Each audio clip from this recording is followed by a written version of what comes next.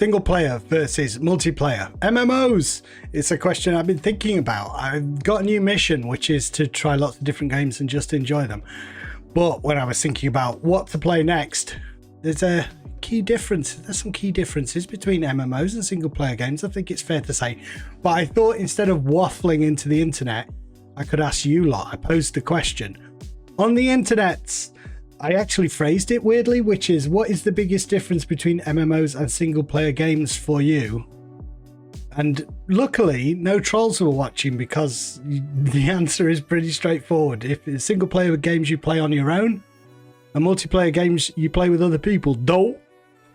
But the trolls weren't watching, and you guys are not trolls, so you let me get away with it. I actually got some really thoughtful responses. So before I talk about like key differences for me, the main part of this video will be the key differences for you lot. Travis was first, and he said single player games can be casually played. I feel like if you play MMOs, you have to keep up and be kinda in the deep end. I totally get that. Absolutely. Keeping up with the Joneses. I don't know if that's a phrase that anymore, but keeping up with your friends, having to be the same level, having to keep your gear score up, having the best build, doing all that stuff.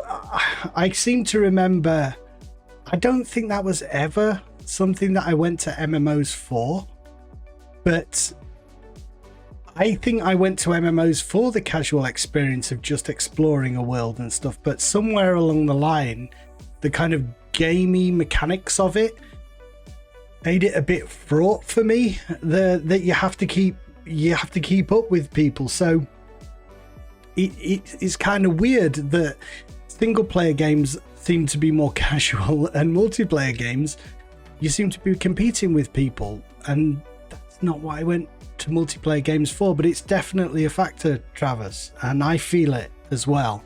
And when I don't feel like competing, and I don't feel like being judged by the players because of my level, and I'm not the right build in the game, I just sometimes retreat to single player games. It's a really good point, and thank you for submitting it. Grace, hiya Grace.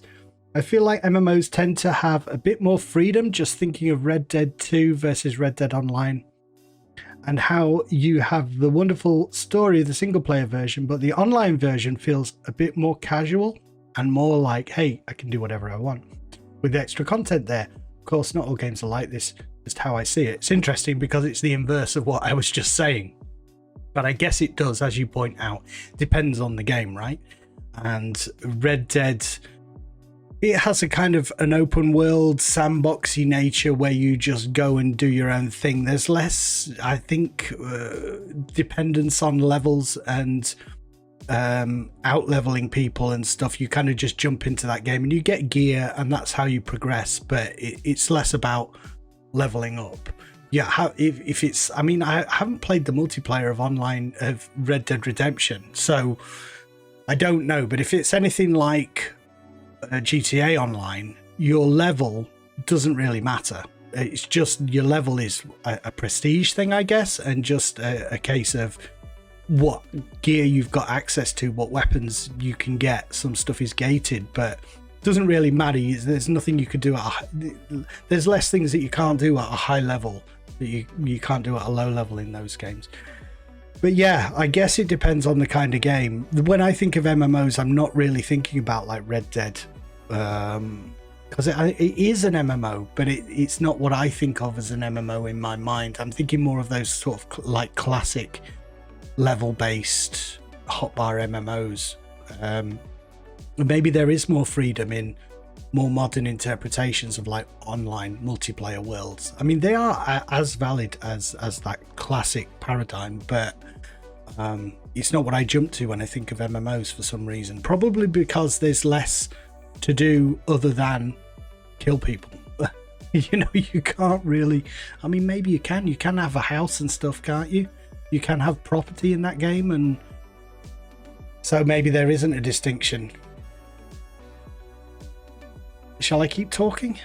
Ray Corbett, I hate just fighting some code. They have weaknesses and repetitive behavior. You can just use that to your advantage. Plus, NPCs don't give you those rage tell. I think you mean the NPCs don't make you rage out and stuff. I think you're probably talking about MMOs, right? You didn't say whether the weakness and repetitive behavior is to do with single player or multiplayer. I imagine you mean multiplayer, because generally speaking, the AI is weaker in multiplayer, right? Because single player games tend to be more tailored to you, and the NPCs only have one thing to think about, and that is the player in the tailor-made level that the player is in.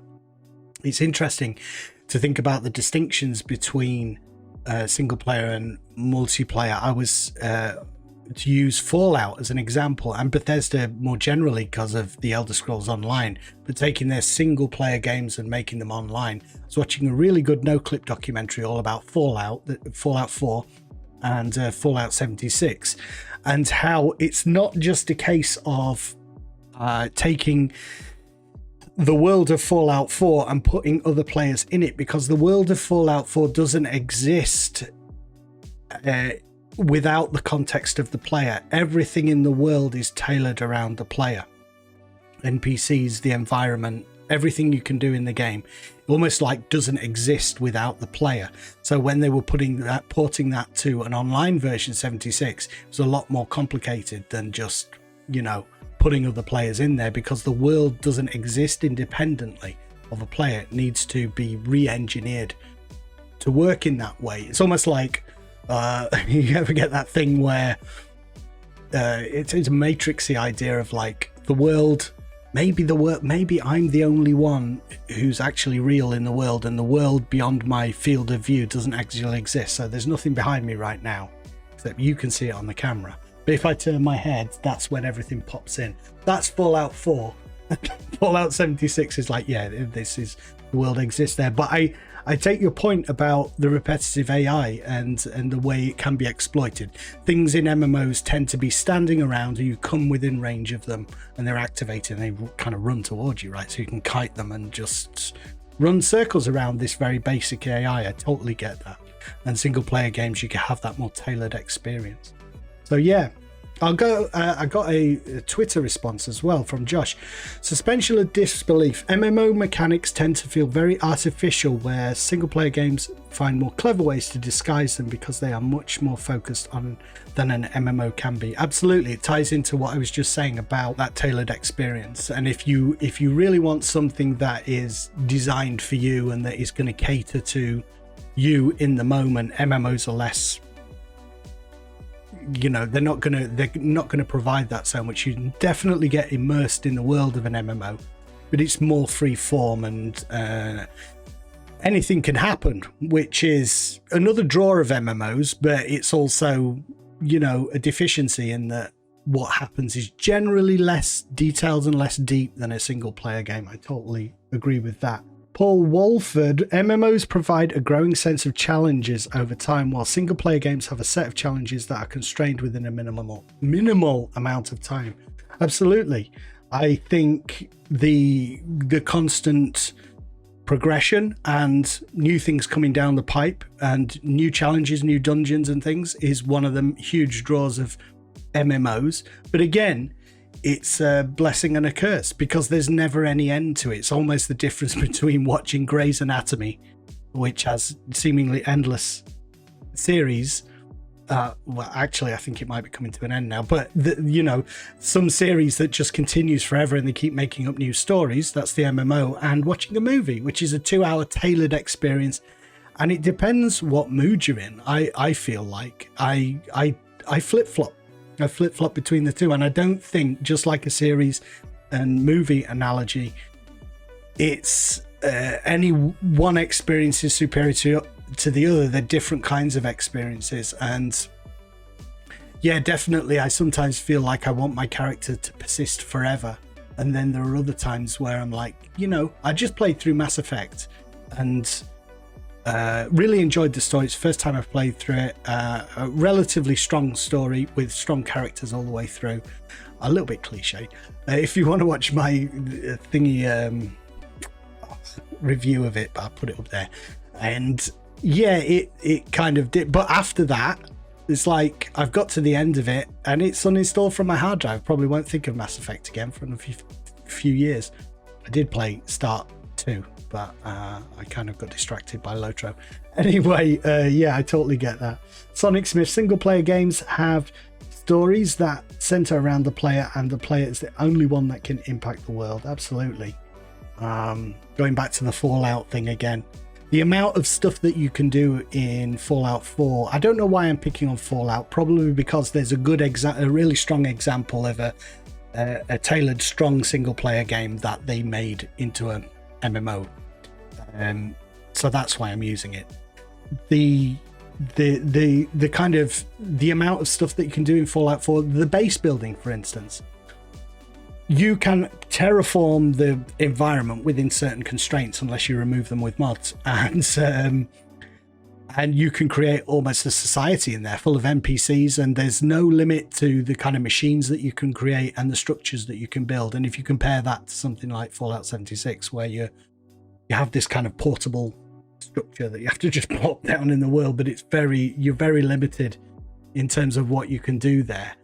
There's no comparison. It's a trade-off, isn't it? What do you want? Do you want everything to be tailored to you, or do you want a little bit less of that, I hate this word, bespoke experience, but you're going to sacrifice some of that for the things that MMOs do bring, like other players and random events and stuff that can occur that's outside of that coded experience.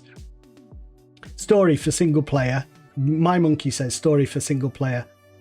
Community for MMO. That's the thing that a lot of people say, but it's like heresy. I'm not allowed to say this. I feel like MMO gamers have to say this, that they're there for the community. And I have to be honest, sometimes I feel like I'm there for the community second, and I'm there for the game primarily. Like, if the game doesn't keep me interested, I'm not going to be interested in the community. And the community, that's not true. You're still interested in the community and the people that you meet, but you're not that engaged. If you know, and a community is going to keep you there for a little while, but once the shine of the game is gone and the mechanics are not holding you anymore, I don't think the community can keep you forever. You're kind of on borrowed time. So I feel like for me it's game first, community second, but the community is hugely important. Absolutely. And obviously you can get that in single player games, you know, particularly with the meta game of the internet now. So if you're an enthusiast for a game, I was playing on Twitch the other day, I was playing Resident Evil, the remake, Resident Evil 2. And I suddenly had all these people who came, you know, it's a single player game primarily. Is there multiplayer in that? Well, there's definitely not an MMO. And suddenly I was playing on Twitch and all these Resident Evil people were watching me, like people who speedrun the game over and over again. So there can be community in single player games now with the internet. But yeah, I take your point. And I do think community is massively important in an MMO. I've certainly found that playing online the last few years. It's enhanced my enjoyment of the game. But going on, so thank you for everyone who responded. Definitely food for thought for me. The only thing that I wanted to say was that there's something about MMOs that is to do with the world and the size of the world. You do have games like Skyrim, The Witcher 3, that are massive worlds. But you always know in your head that you are the only one who's actually there. Everyone else is essentially a digital sock puppet. They're being marionetted by the game for your enjoyment. And nothing can really happen, barring bugs in Skyrim, which do happen. Oh dear, I thought. It looked like, oh my god, what on earth? It looked like I was gonna be plagued by this snow bear forever. But in an MMO, I feel like I get the sense of a world that is alive. And sometimes, even if I'm not grouping with people, not doing a lot of socialization, I just like the sense of the world being alive around me. And a lot of the time in MMOs, they go above and beyond in terms of creating the world. I'm thinking a lot of Lotro at the minute. And when I think about exploring that world, recreation of Tolkien's universe in such detail and it's been going years, so they've just added zones and new environments and stuff. In single player games, even if it's a massive game like The Witcher or Skyrim, a huge world, it's not growing and it doesn't seem alive. And I think that's one of the things that draws me to MMOs the most. Like I say, it's just this sense that, yeah, so a player can come along and be a troll and spoil your immersion in that world, but there's no chance of anyone turning up in a single player game. So I'd rather kind of take the risk that, you know, all right, I might run into some a-holes, but I might run into some cool people who are going to enhance the experience for me as well, and that can never happen in a single player. So I just kind of feel like it's more MMOs are more alive. There's the economy that is a big deal in MMOs. If I really don't get involved in the economy in single player games at all, and I really like the economic thing of crafting an item and selling it to people.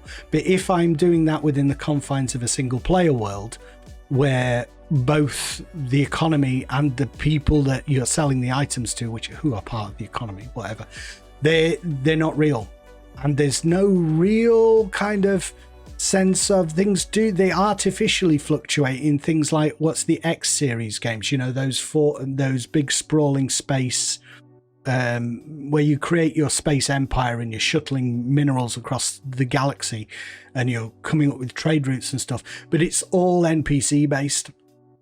I much prefer something like Elite Dangerous, where it's actual players taking part in the economy. And because I enjoy that aspect of the game so much, I'm looking for that in MMOs all the time. So you just can't kind of reproduce it artificially in a single player game. So there are certain things, big sprawling worlds and economy, unexpected things happening that the developers haven't prepared for, which is generally not huge, but it's just players being players and players being funny or silly or sometimes dicks. But that's the risk you run. So those two things, I think, are two of the main things that draw me to MMOs. And then, of course, community. I'll just go really cliched right at the end there. Thank you for responding, guys. I want to do like more question things like this, question and answer things, and I was thinking maybe people might have ideas for questions as well as answers. But even if you do, put them in the comments. But even if you don't, I'll post some more like in the community tab on YouTube. I don't use that enough to like communicate just with you guys, so I'm going to do that more and put more questions up. So do respond if you feel like it. Thanks for watching. What other thing can I point you to? Yeah, my versus video. I did a versus. What was the last versus one I did? Marriage versus Marriage versus MMOs I did. Click on that one. All right, thanks for watching, dudes, and thanks for responding, everyone that did. I really appreciate it. I'll see you next time. Bye.